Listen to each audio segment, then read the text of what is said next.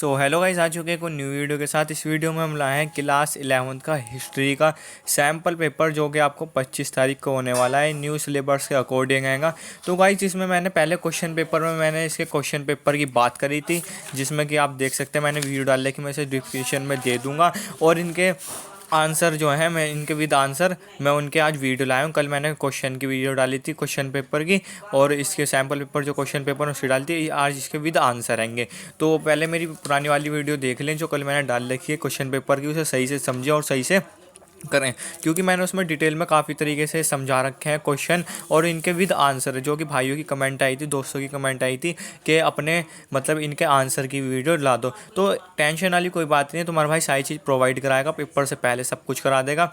Sample paper के अलावा आपको मोस्ट इंपॉर्टेंट क्वेश्चन आंसर कराऊंगा। कल मैं आपके से आपका 7 चैप्टर और 9 चैप्टर के दोनों चैप्टर के मतलब मैं मोस्ट इंपॉर्टेंट क्वेश्चन कराऊंगा। उससे अगले दिन आपके 10 और 11 के 2 के मोस्ट इंपॉर्टेंट कराऊंगा। आपने सिलेबस नहीं देखा तो सिलेबस भी देख सकते हैं, मैं डिस्क्रिप्शन में दे दूंगा। शॉर्ट वीडियो है, 1 मिनट में आप सिलेबस समझ जाओगे। 5 मिनट की वीडियो में आप सैम्पल पेपर क्वेश्चन पेपर समझ जाओगे।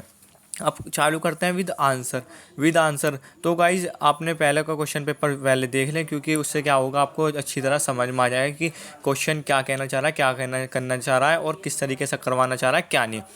तो अब मैं जो इनके विद आंसर हैं, तो मैं अब इनके पढ़ के बता देता हूँ और तुम्हें इसे समझा देता हूँ कैसे कैसे करना है। और पुनर्जागरण के मुख्य कारण उसमें पूछा गया था क्वेश्चन में, मुख्य जो से पुनर्जागरण है उसके क्या कारण होंगे। तो हमें जो से लिखना है, जैसे कि इसमें बहुत सारे दे रखे हैं, कम से कम आपको मैक्सिमम 5 याद कर लेने हैं।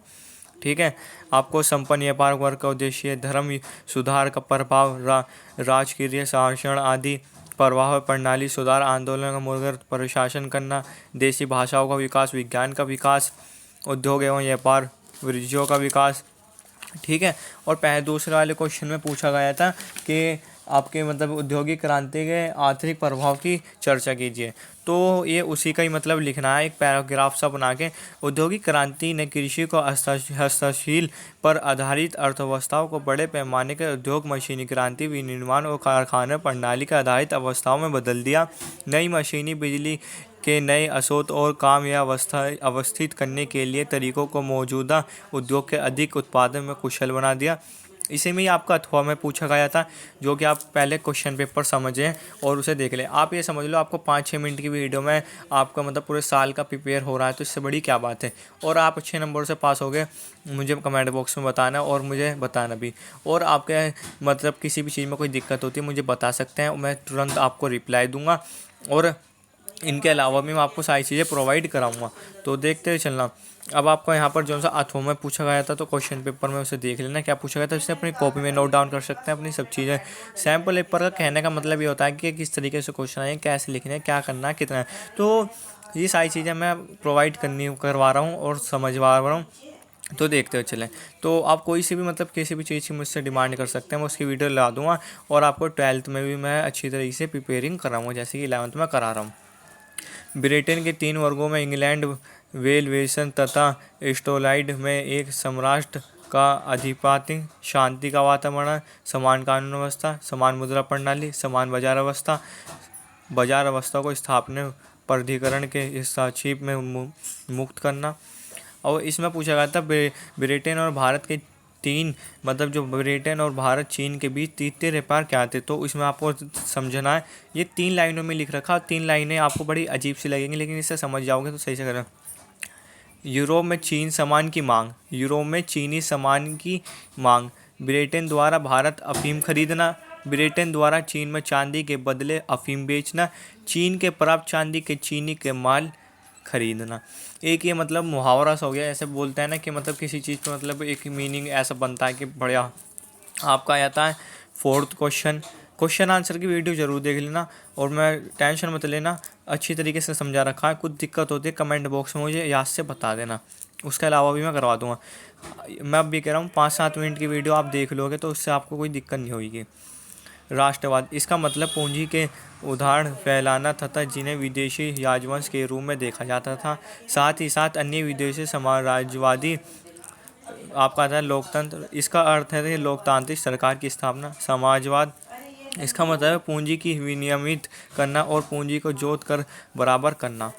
5वां आ जाता है आपका पुनर्जागरण का अभिप्रयास, पुनर्जागरण का प्रभाव और पोप की सार्वजनिकता के आविष्कार करना, मानवतावाद का प्रयास, लौकिक अभिरुचि या विकास, धर्म सुधार आंदोलन, मार्टिन लूथर का योगदान, दंड मुजित स्टाफाइड का विरोध, पोप आदेशों का अवहेलना, ईसाई धर्म का 2 भागों में बांटा जाना, प्रोटेस्टेंट की आबादी, कैथोलिक।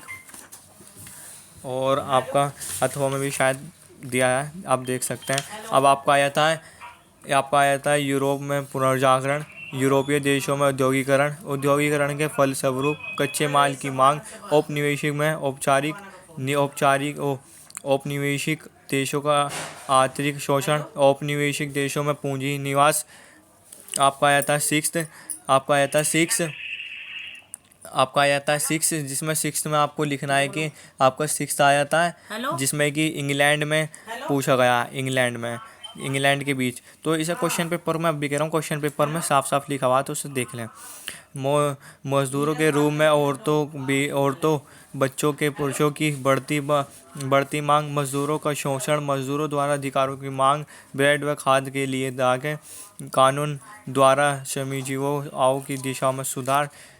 और ये जैसे कि आपको इसमें कम से कम 8 दे रखे हैं, 5 नंबर का आता है तो 8 लिखें, 4 का आता है तो आप 6 लिखें, 7 लिखें। तो मतलब कहने का मतलब है जितने आते हैं ना, 5 नंबर का रहा, 2 फालतू लिखें, बस 2 हर किसी में फालतू नहीं है, जैसे कि पेपर के पैटर्न के अनुसार करना। आपका आया था अथवा में औद्योगिक क्रांति का अभिप्रयास, कपात, कताई और बुनाई उद्योग में विभिन्न तकनीकी परिवर्तन, 70-30-30 में मशीनी का करघे का आविष्कार, 70-65 में जसवीरा दृष्ट द्वारा कताई मशीन निर्माण, रिटीज कारराइट द्वारा वाटर फ्रेम का निर्माण, 70-90 में मोहसिन और क्रिस्टिन द्वारा म्यूर नमक मशीन का निर्माण, पावर मूल का आविष्कार, विष का प्रभाव, कपास की मांग। यही सारी मतलब चीज़ें हैं दे रखी हैं कि किस तरीके से कैसे फेस करनी है, क्या करना है, क्या नहीं करना।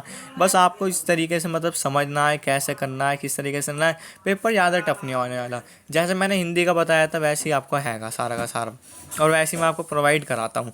तो इसमें अब भी कुछ समझ में नहीं आ रहा, मैं अभी कह रहा हूँ कमेंट बॉक्स में बता देना, मैं 10 बार बना दूँगा वीडियो, लेकिन समझ में आना चाहिए।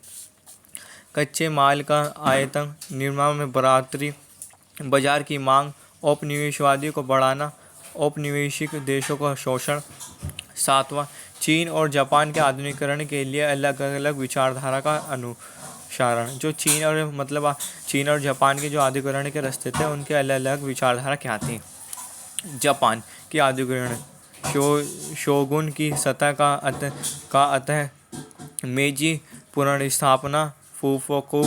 क्योंकि देखो जो हिस्ट्री के वर्ड होते हैं ना, वो थोड़े अटपटे से होते हैं, जो कभी हमने सुने ना हो, क्योंकि वो पहले की बातें बताते हैं, तो थोड़ा उन्हें ध्यान दें। नीति का अनुसरण, जापान द्वारा अपने पारंपरिक हुनर प्रथाओं का प्रयोग जीवन आधुनिकीकरण के लिए किया जाता है। शिक्षा शैक्षणिक विकास, यूरोपीय विचार के अपमानजनक शिक्षा द्वारा देशभक्ति की भावना, अच्छे नागरिक के गुणों का विकास। चीन के आधुनिकीकरण, 1911 में चीनी क्रांति, संसद सन के नेतृत्व में गणतंत्र की स्थापना, आउटसुंट की मृत्यु के बाद पूंजीवादी अवस्था में बढ़ाना। 8वां आया था, ऐसे आपका है 9th। तो मतलब कुछ भी मतलब समझ में नहीं आता तो मुझे बता देना कमेंट बॉक्स में, और मैं उसे प्रोवाइड कराऊंगा। आप ये देख सकते हैं, इसमें नक्शा दे रखा और किस तरीके से कैसे करना है। तो गाइस वीडियो अच्छी लगी तो लाइक, कमेंट एंड शेयर, और मोस्ट इंपॉर्टेंट क्वेश्चन का आंसर की मैं आपकी कल डाल दूँगा वीडियो, तो उसे भी ज़रूर देखें, और सैम्पल पेपर की सिलेबस की वीडियो ज़रूर देखें। तो मिलते हैं नेक्स्ट वीडियो में, और आपको तुम्हारा भाई 12th का भी प्रोवाइड कराएगा, टेंशन वाली कोई बात नहीं।